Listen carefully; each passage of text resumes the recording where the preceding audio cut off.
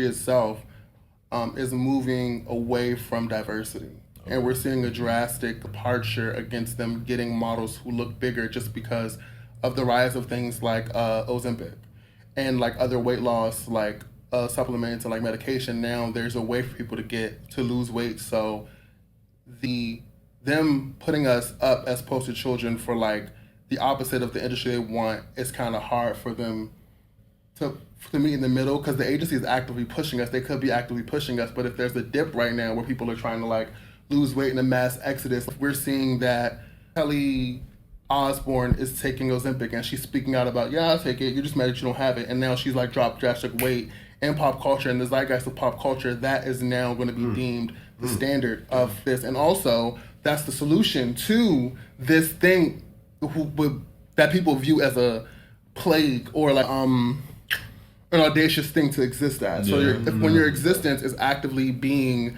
moved away from, like there's a mass departure of your existence, what do you do? That's powerful. When there's a mass exodus away from everything that makes you as an individual, what do you do? Do you just remain yourself or do you conform? I get what you're saying. So you're saying most of these brands, specifically for the campaign shoots, are going towards what's popularized today? Unless you are maybe a celebrity who can create that kind of buzz against it. I'm pretty sure if they wanted Winston Duke and like a Tommy Hilfiger campaign, they'll put him in a Tommy Hilfiger. They're going to get him. Yeah. We're not there yet, but we getting. And they're going to create that. All of a sudden, the clothes will materialize too. Clothes that they don't have will literally materialize. That's a major point right there. Because, like, to be honest, it's you're never going to see like a big and tall model actually get the gig to do certain jobs, right? But if they want a specific celebrity, and I've seen it all the time. I've seen it all the time. If they want a specific celebrity, they will make the clothes. They will make it to make sure that he can do it. So it's like, at the end of the day, I get it, right? Because it's a business, right? And I want to like sensationalize my business. I want to make sure I get the reach, and your celebrity, obviously, the endorsement that their face is showing is going to get me a lot, right? But also, you also want to realize that most of your bucks come from the general populace. You're making money off of people like us who are sitting here.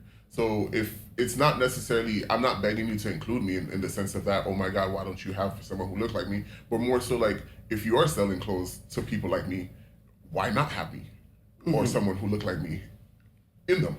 Yeah. And that's just the battle that we, I think we tend to like take on, but we also take on silent battles at the same time too. Those battles often can't be as loud. We have to be tactful. We have to be careful what we say when we say. What are some of those silent battles? How we say it. Very true. The truth is, it's like any job you're in, right? You're not going to step on your boss's toe.